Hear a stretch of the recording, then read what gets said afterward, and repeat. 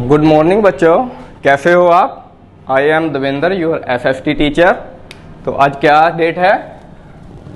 11 मई 2023। तो बच्चों, आपने बहुत ही राजाओं के बारे में पढ़ा होगा कि कितने राजाओं ने राज किया हमारे इंडिया पर।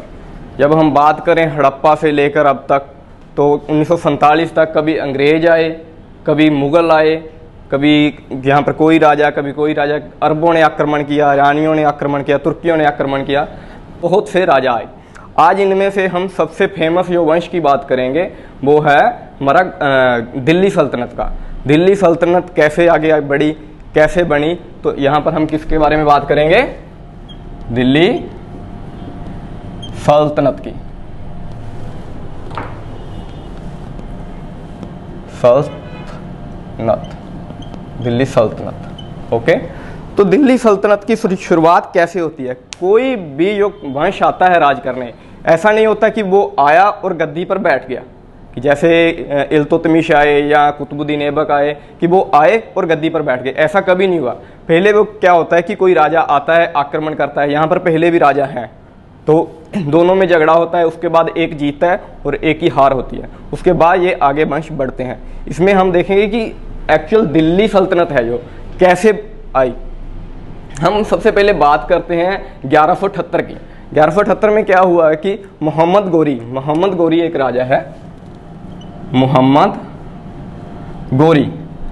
गोरी इंडिया पर आक्रमण करता है। ये गुजरात साइड से आक्रमण करता है।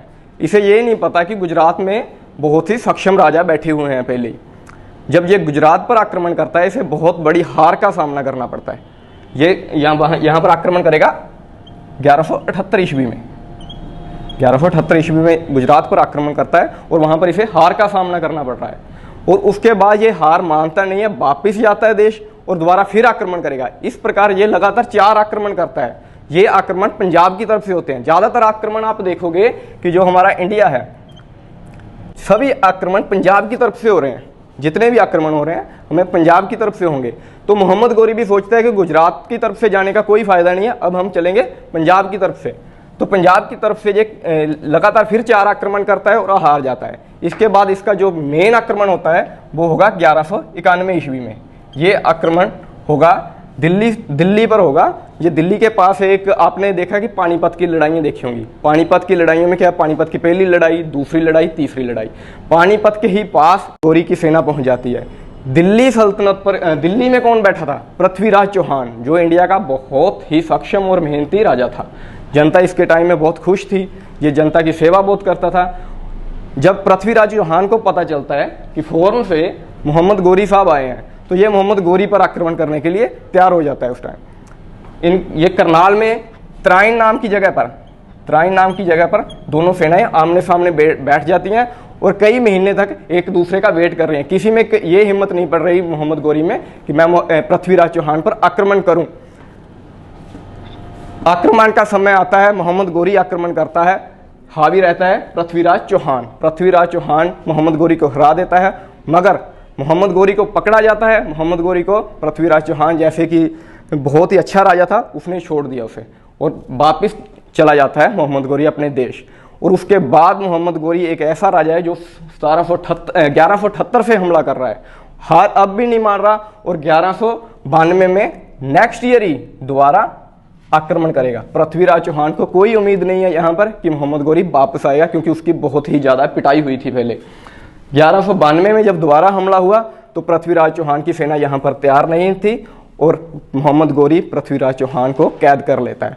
और कैद करने के बाद पृथ्वीराज चौहान को वो मौत के घाट उतार देता है। यहाँ से आगे फिर गेम शुरू होता है दिल्ली सल्तनत का। यहाँ पर हमने आगे पढ़ना है कि दिल्ली सल्तनत की शुरुआत कैसी हुई। 1192 में क्या हुआ कि मोहम्मद गोरी जीता। मोहम्मद गोरी का ये बिल्कुल भी मकसद नहीं था कि मैं बात पर राज करूं या यहाँ पर अपना शासन चलाऊं। मोहम्मद गोरी यहाँ दिल्ली को लूटता है और वापस चला जाता है। यहाँ पर छोड़ के जाता है अपना एक सेनापति कुतुबुद्दीन ऐबक।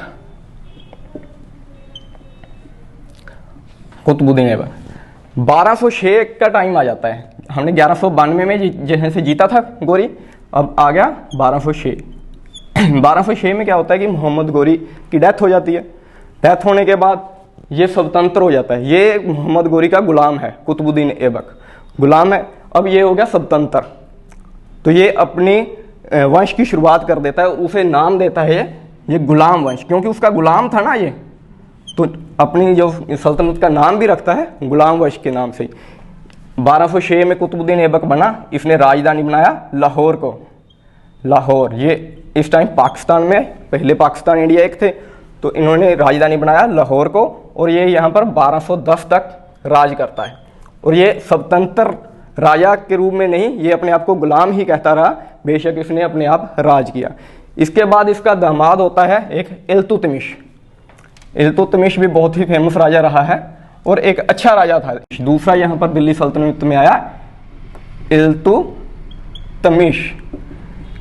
इल्तुतमिश 1210 में यहाँ पर गद्दी पर बैठता है। इसने बहुत से काम किए, कई रोड बनाए और अलग फैसिलिटीज दी, और इस पर एक आक्रमण होता है 1215 में।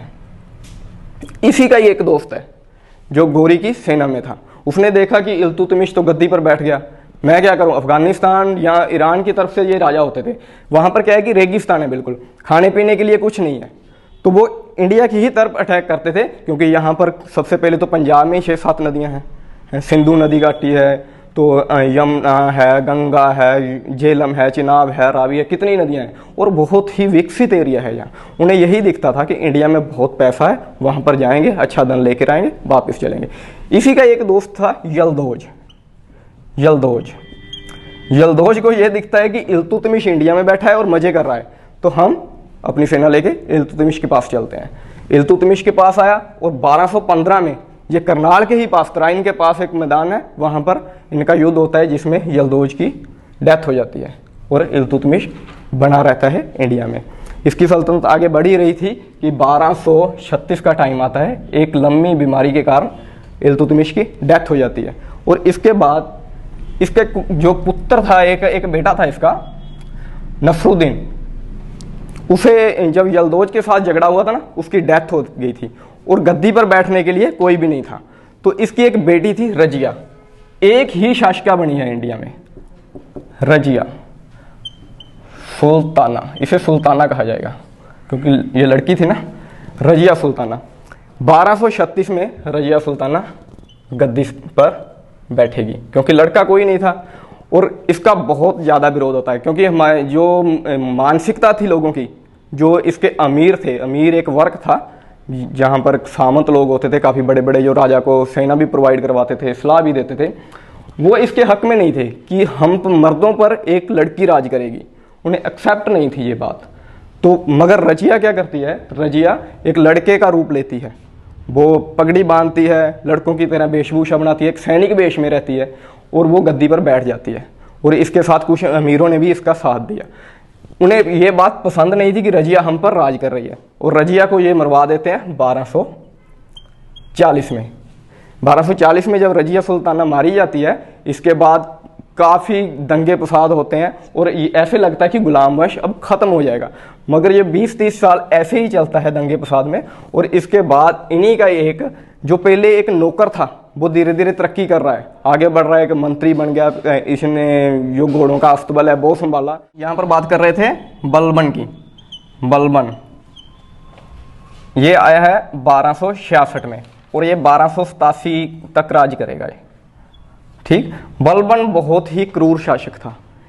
ये मुस्लिम इस्लाम की तरफ ज़्यादा झुकाव था, हिंदुओं से बहुत ज़्यादा नफरत करता था। इसका एक ही था, इसकी जो नीति रही है कि लॉ एंड रक्त की नीति, कि कोई भी हिंदू सामने आ जाए उसकी गर्दन काट दो यदि वो इस्लाम कबूल नहीं कर रहा।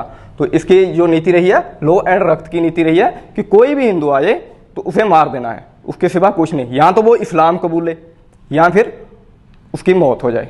तो इस तरह ये 1287 तक राज करता है। इसके बाद इसकी डेथ होती है, 2-3 साल तक और इनके राजा आते हैं और 1290 के टाइम में गुलाम वंश जो हम पढ़ रहे हैं वो ख़त्म हो जाता है। इसके आगे और भी सल्तनतें आएंगी जो दिल्ली पर राज करती हैं। 1526 तक चलेगा ये सारा कुछ, तो ये हम आगे पढ़ेंगे, ठीक है।